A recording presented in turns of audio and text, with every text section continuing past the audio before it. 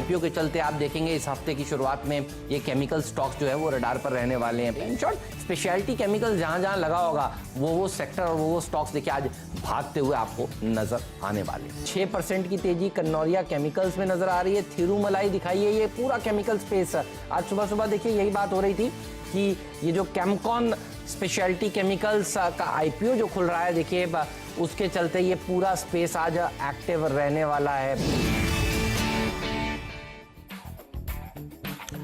स्वागत है आपका स्टॉक 2020 में। और इससे पहले कि हम लोग आगे बढ़ें और आपको बताएं कि आज क्या क्या स्टॉक्स चुने हैं, पहले एक बार देख लेते हैं ग्लोबल मार्केट की तस्वीर क्या है। खास तौर पे अगर आप देखेंगे तो इसमें एसजीएक्स निफ्टी आपको 30-35 पॉइंट ऊपर दिख रहा है। डाउ फ्यूचर्स भी आपको थोड़ा सा ऊपर की तरफ ट्रेड करता हुआ दिखेगा। लेकिन कल अमेरिका में गिरावट हुई।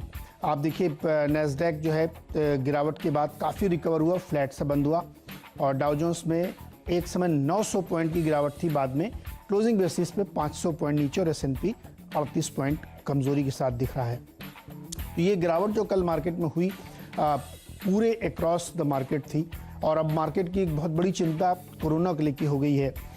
लंदन में, ब्रिटेन में बहुत चर्चाएं चल रही हैं कि क्या एक बार लंदन में फिर से लॉकडाउन हो सकता है। इस पर आज बोरिस जॉनसन अपना स्टेटमेंट देंगे शाम को।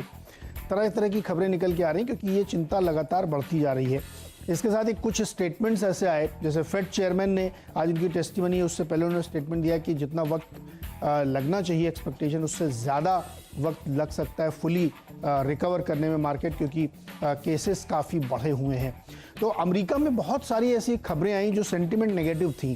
ट्रम्प साहब का वो जो पैकेज लाने की कोशिश कर रही थी वो फंसता हुआ दिखाई दे रहा है। ओपेक और ऑयल प्रोड्यूसर्स की तरफ से डिमांड कम रहने का अनुमान लगाया जा रहा है। तो इस तरह की बहुत सारी खबरें आई और ये बिकवाली शुरू हुई। तो इस जो कल की बिकवाली है, ये परसों की बिकवाली है, उसको आप उस तरह से मत देखिए जो सितंबर में हुई। इसको बहुत बारीकी से समझिए।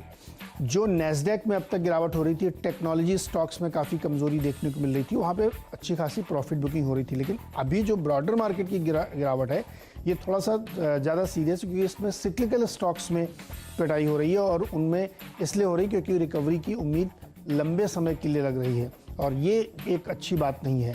और नैस्डैक आप देखिए 50 DMA से नीचे ट्रेड करने लगा है।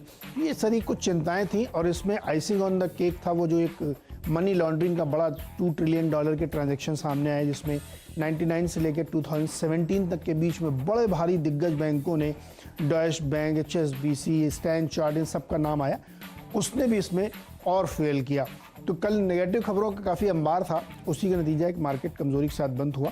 लेकिन अच्छी बात ये थी कि जितना गिरे थे उससे थोड़ा थोड़ा रिकवर होके बंद हुए हैं। तो हाफ ग्लास फुल वाली बात हो जाती है कि आप एक टेक्निकल बाउंस के लिए उम्मीद कर सकते हैं, लेकिन वो कितना सस्टेन करेगा ये एक चैलेंज होगा। तो आज के ग्लोबल मार्केट की तस्वीर मैं निश्चित तौर पे कहूँगा कि अच्छी नहीं है। बिल्कुल, तो ग्लोबल मार्केट की तस्वीर अच्छी नजर नहीं आ रही है। एक ही बाजार ऊपर है, वो है जापान का बाजार जो 2 दिन से है बंद।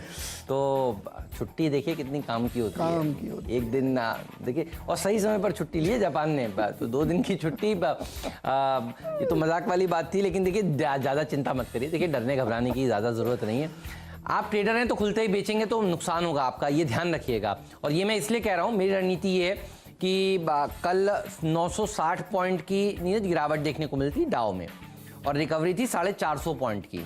तो ध्यान रखिए, अमेरिका के बाजार दरअसल 450 पॉइंट रिकवर हुए। ये जो आपको डाउ 500 पॉइंट दिख रहा है ना, ये एक समय पर 960 पॉइंट था यूएस में। तो सेकेंड हाफ में रिकवरी आई है। अगले शो में मैं आपको ग्राफ दिखाऊंगा डाउ का, और वो उससे आपको ज़्यादा बेहतर समझ में आएगा। नैस्डैक का बाजार आपको 14 पॉइंट नीचे दिख रहा है, एक समय में 270 पॉइंट नीचे था। तो आप सोचिए सेकेंड हाफ में उसके बाद क्या हुआ है। तो अच्छा, हमें पता नहीं था क्या, कल जब हम गिर रहे थे तो हमें मालूम था कि अमेरिका में गिरावट होगी। तो 500 पॉइंट की गिरावट तो कल हमने 3:30 बजे तक पचा ली थी। तो ये देखिए, ये आ गया, डायरेक्टर साहब ने दिखा दिया ग्राफ। लेकिन निचले स्तरों से दरअसल रिकवर होता हुआ डाउ आपको नजर आया। डायरेक्टर साहब नैस्डैक का हो तो वो भी दिखाइएगा।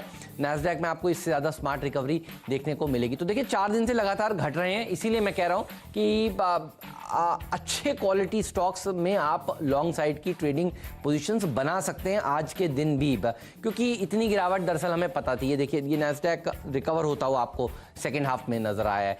तो अमेरिका के बाजारों में आज गिरावट और होगी ये डाउ फ्यूचर आपको बताएगा। तो एक नज़र डाउ फ्यूचर पर रखिएगा, और अगर डाउ फ्यूचर यहाँ से रिकवर कर गया, भारतीय बाजार को तो देखिए 3:30 बजे तक ट्रेड करना है, और डाउ फ्यूचर्स अगर रिकवर कर गया तो फिर एक तेजी भी देखने को मिल सकती है। ध्यान रखिए एक्सपायरी का हफ्ता है तो वॉलेटाइल हो सकता है, इसीलिए अच्छे क्वालिटी स्टॉक्स खरीदिए जहां पर कोई दिक्कत की बात नहीं। डॉक्टर साहब एक स्टॉक दिखाइए, इन्फोसिस, यहाँ पर कोई टेंशन नहीं है। कल के बाजार में भी इतनी बड़ी गिरावट में ये स्टॉक हरे निशान में जाकर बंद हुआ। टीसीएस दिखाइए, भारतीय बाजारों में इसमें भी देखिए कोई चिंता वाली बात नहीं है। ये देखिए ग्लोबल मार्केट्स के साथ थोड़ा सा सेकेंड हाफ में गिरा, हरे निशान में जाकर बंद हुआ। मजबूत स्टॉक्स खरीदिए, और आईटी सबसे बढ़िया पॉकेट है, और कुछ दिनों बाद अब नतीजों का सिलसिला शुरू हो जाएगा अक्टूबर के दूसरे हफ्ते से, और देखिए फिर अब ये मौका है आपको इन स्टॉक्स को खरीदने का। तो आईटी सेक्टर सबसे स्ट्रॉन्ग सेक्टर है इस समय, और अगर थोड़ी बहुत डिप आती है मुझे लगता है इस सेक्टर में बाइंग निकल कर आएगी। इसलिए इन्फोसिस से अपनी टीम की शुरुआत कर रहा हूँ। इसको, इस कंपनी को सब जानते हैं, पूरा दुनिया जानती है। टीसीएस को देखिए सब लोग जानते हैं, और कल भी हमने देखा था इन्फोसिस ने करीब करीब 1030 का नया 52 वीक हाई लगाया था। तो आज खरीदिए इस स्टॉक को, आज मौके हैं यहाँ पर।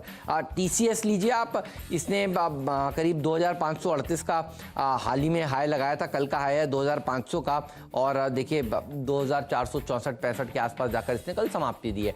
मुझे लगता है यहाँ पर भी खरीदारी के अच्छे मौके हैं। देखिए ट्रेडर्स को एक काम ये करना चाहिए, इन्वेस्टमेंट ग्रेड शेयरों में देखिए ट्रेडिंग करनी चाहिए। अगर ये शेयर आपके पास रह भी जाते हैं तो भी देखिए आपको यहाँ पर अच्छे स्तरों पर छूटने को मिलेगा। मुझे लगता है ये वो रणनीति है जो अपनानी चाहिए।